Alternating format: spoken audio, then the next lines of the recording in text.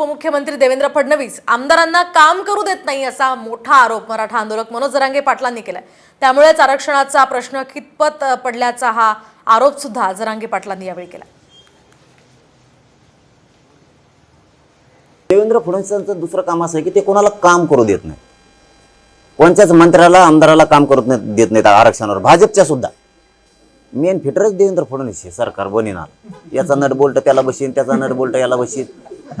देवेंद्र फडणवीस साहेब, मला राजकारणात जायचं नाही, माझ्या समाजात सुद्धा जायचं। आमच्या ठरलेल्या सगळ्या मागण्या मंजूर करा, ते राजकारण तुम्हाला लकला, पण तुम्ही नाही दिलं आणि कोणी जर आम्हाला म्हणलं तर जरांगे पाटील आता राजकीय बोलायला लागले तर मी 100% बोलणार।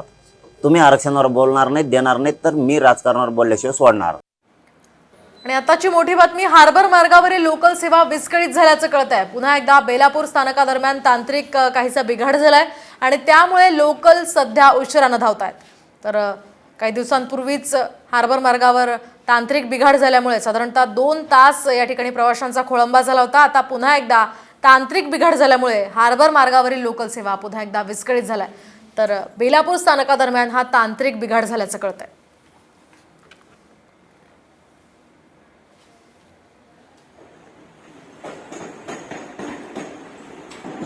सध्या या ठिकाणी प्रवाशांचा खोळंबा झालेला आहे।